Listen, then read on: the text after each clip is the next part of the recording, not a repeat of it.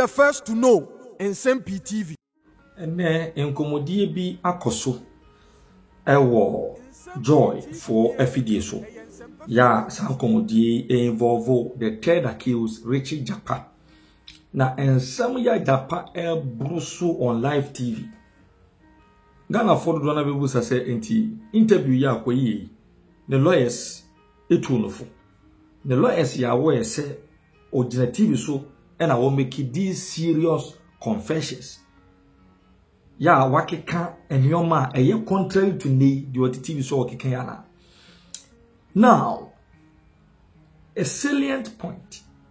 Ya pick from this interview ni say case here kosi between Richie Japa and the NDC. Who is the deceiver?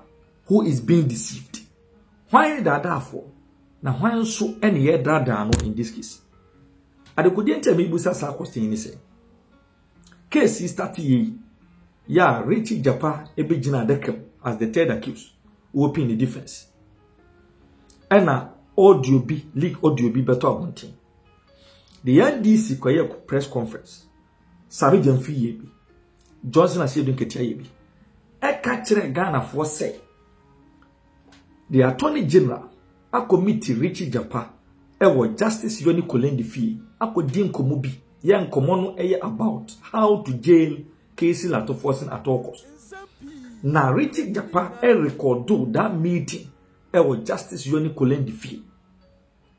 Court Yahweh said there is a recorded meeting ewo Justice Yoni Kolendi Fee between Richie Japa, the Attorney General, and Justice Yoni Kolendi.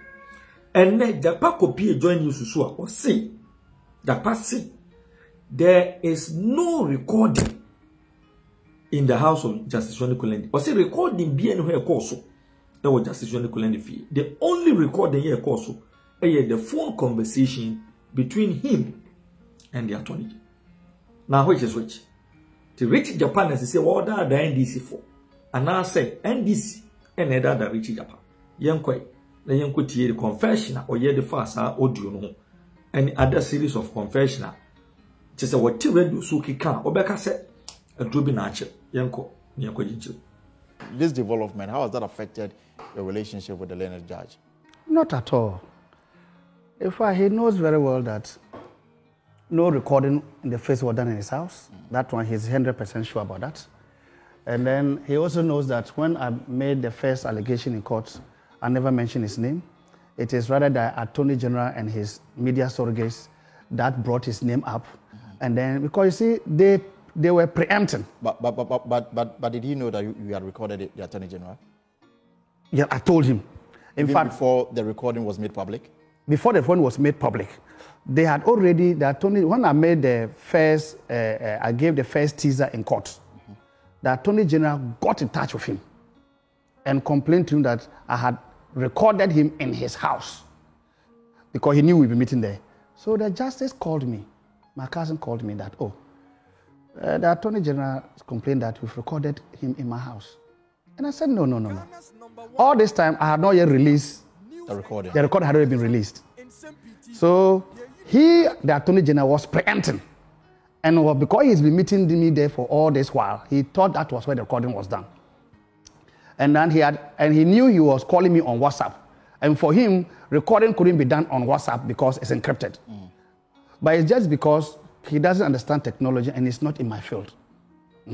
So he thought it must be in Justice Kolendi's house and nowhere else because he never called me direct phone except through WhatsApp. And that place, it couldn't be recorded, that to him. So he confronted Justice Kolendi, who also called me. I went to the house and I told him the truth. Because Justice Kolendi, we are cousins. I can't go and lie to him. He's my blood. I must tell him the truth, 100%. He can be angry with me. We'll have our problem, but we are blood. We'll continue moving together. So I told him the truth that, look, I never did this in your house. And I can never do that in your house. And he said, did you record? And I said, yes, I recorded him. And I recorded him on my way to my lawyer. So that recording is with me. And there are other recordings not in your house. Not in your house at all. And these are the ones you say that because of national security, you will not make it up. Yeah, there are other communications and other things. I'm not going to bring them out. is out. So I told him the truth. And he said, okay. So I said to tell them that no recording was done in your house. You are not involved in anything. You have been kind to him, and he's been using your house to pursue his agenda. So this hasn't affected relationship at all? It cannot. You made the recording available to the NDC. Why? Are you a member of the NDC? Well, I'm a sympathizer of the NDC, and I've been an operative for the NDC for years. So you're a member of the NDC? I'm a member. A card-bearing member? Not a card-bearing member. As I told, I'm not in 2008, you played an active role in the affairs of the NDC. Yes, of course. You were a member of the team that was in the EC strong room when the late Mills was bidding to become president. Yes, that should make you a very key member of the NDC. Yes, as I told you, it's because of this case that I'm on the limelight. I operate behind the scene. I'm a covert operative. I will have people who are on air, who are card-bearing members. They do their political things. I don't do politics. I'm an operative, I'm an intelligence guy. I operate behind the scene. That is my job. I don't like the limelight, but this case has now brought me out. So, but yes, indeed. That you're a member of the NDC. I'm a sympathizer and that of the... explains why you decided to give... I'm a sympathizer of the NDC. That's how I would describe myself. And the strong room you are talking about, yes, indeed, yes. Roger Metilninu and myself were represented at Amels in the strong room in 2008. Few months after being discharged from the Ghana military. No, I was discharged in 2007. 2007. Election was in 2008. 2008 December, about 1.5 years. So that is completely different. But 1.5 years to be trusted with the responsibility of managing the results of the presidential elections, that obviously means that your relationship with the NDC back then was so tight that they could trust you with that responsibility. It's because NDC has its appendage from the PNDC. And my father was very instrumental in PNDC. In fact, he was one of those who they went and released Rawlings from jail. And from there, he became the Armed Forces Secretary for the Committee for the Defense of the Revolution. They defended the AFC. They defended the revolution until the 92, we moved into democracy. And they continued until 2000. So he was an integral part of the survival of the revolution. You understand? And into NDC. So it's a family issue. It runs through their blood. It runs through the blood. So you cannot jettison Japa from NDC. It's just not possible. Yet you've taken on people like the late Sherry Ayite and, of course, the former finance minister, Tepe. You've described them as evils. Why? Because they were not thinking about the general interest of Ghanaians because we didn't have ambulance. And Ghanaians needed ambulance. And they were thinking about their personal interest. Explain further. Further because Sherry Ayite, for instance, said, I should tell my principal to come and meet her halfway. And I said, what do you mean by halfway? And she said, oh, you're a businessman. You should know when someone tells you to meet him halfway, you should understand. So go and tell them. Did she explain the meaning of halfway? That's what she said. Just now you pay bribes? She said, no, she didn't tell me bribes. All that she said was that, tell your principals to come and meet me halfway. If they want what understanding did you get from that? If they want this ambulance project to go through. And I told her that, I used to call her Ma. And I said, Ma, you were Minister of Environment. By the time you came, this contract had already been signed and was already moving on. Yours is just to send the team to go and inspect in fulfillment of the pre-shipment inspection clause. And governance is continuum. So you must send them. He said, Japa, I am not interested. Tell your principal that they should come down and come and meet me halfway. They should come and renegotiate and meet me halfway. And I said, what do you mean by halfway? He said, you're a businessman. You should understand when someone tells you meet him halfway. She expected you to understand halfway. That coded language. No, but as an intelligence officer, that should come very naturally to you. Pardon? That you'll be able to, decode the meaning of halfway and then, Well, and so long as I was concerned, there was no halfway to be met. Because her predecessors never met my principals or me halfway. In fact, the contract was signed by Honor Agbambabin. Bagwe never demanded any halfway meeting. The current Speaker of Parliament. The current Speaker of Parliament. Not even a CD. Nothing. Nothing for you to even interpret in that angle. He just did his work. So by your suggestion, Sherry was demanding bribes? Per my suggestion, well, that was the interpretation I was getting. No, I was getting. That meet me halfway, you're a businessman. When someone tells you, you understand what the person wants. That's what she said. It was a coded language. So, and I understood it from that angle. And I said, ma, there's no halfway to meet you. They said, okay, fine. Then she walked away out of her office. So I followed her up. So that is where the issue started. Right. By that time, she had already written her letter to my principals. That is, she stop productions, and then, they should come for renegotiation. It was all in tandem of meeting her halfway. Mm-hmm. But you see, I told her, I said, ma, one thing you must understand.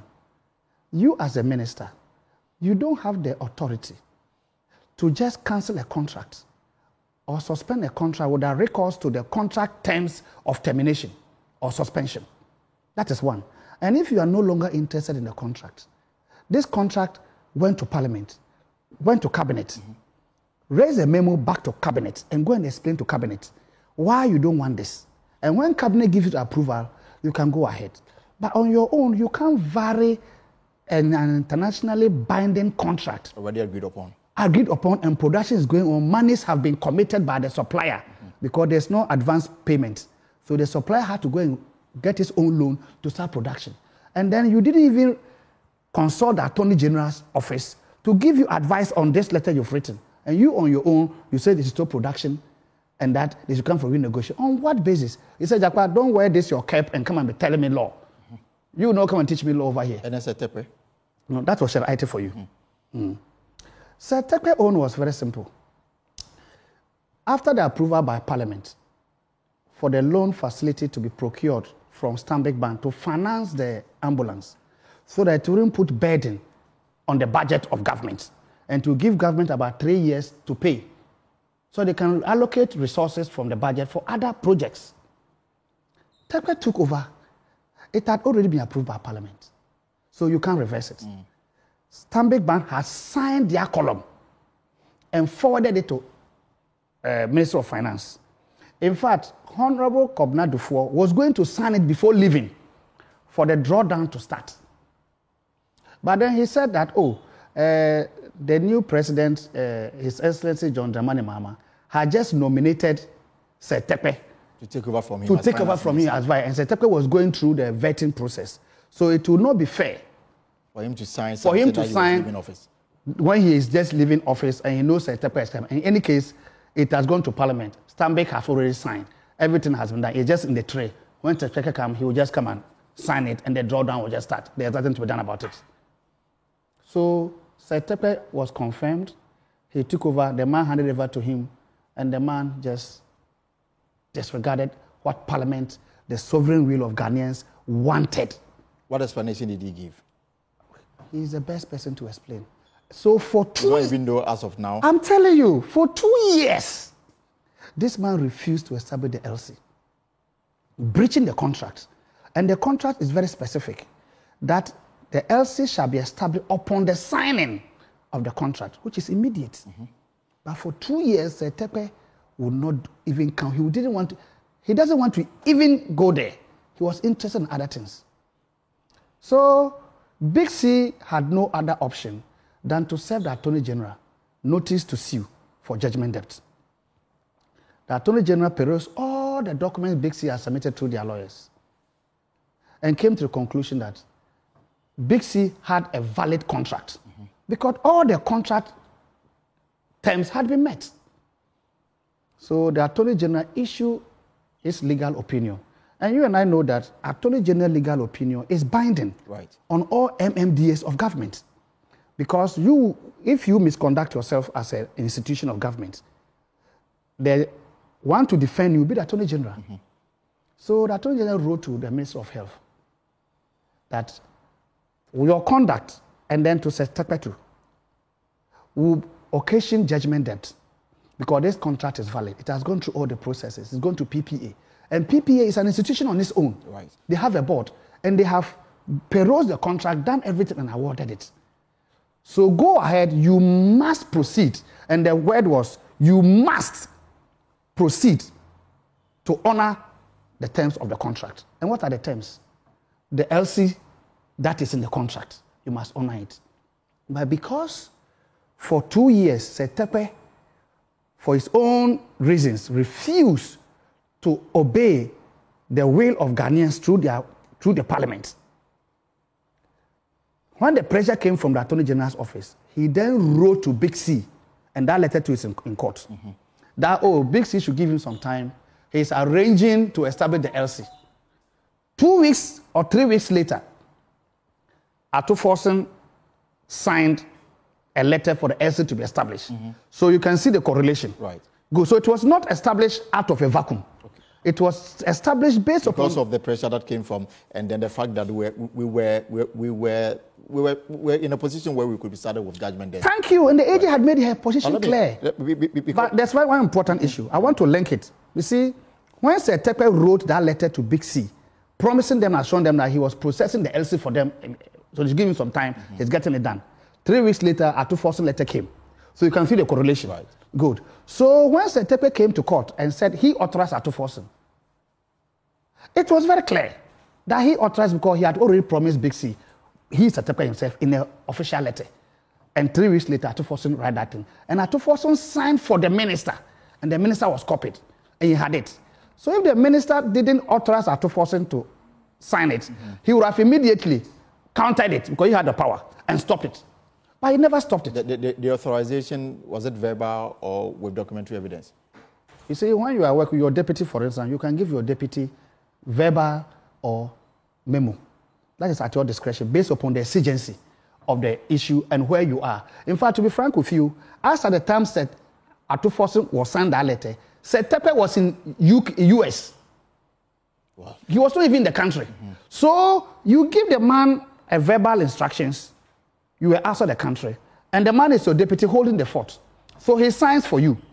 You come back, you see the copy in your trail.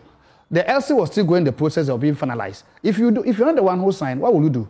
You just refer to it. So it's very clear. The time is running up on us. Yeah. Let me ask, how much have you been paid in this whole enterprise? Oh, well, I had to sue Big C. And I said, Japan Business sued Big C in the High Court, Commercial Division. Because I had to go through the law. Because Big C was not paying Japan our services who rendered our entitlement. Because we didn't have any obligation to government. It was to our principal. And our principal has a contract with government. So for us, we don't have any issue with government. So we sued Big C for Big C to pay us for what we've rendered them. How much? Which was 28, I think 28.5 or 0.7%. I don't have it, but I know it's 28 point something. Of the contract sum? Of the contract sum. And that is because... And how much would that come to?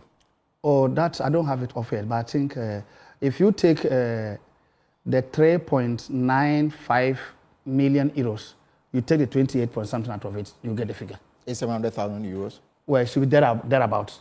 I'm not that specific, it's 700,000 exactly, but thereabouts. So, and that was not money Big C paid us willingly. We went to a court of competent jurisdiction with the same powers like the High Court trying us down. And we went through a full trial.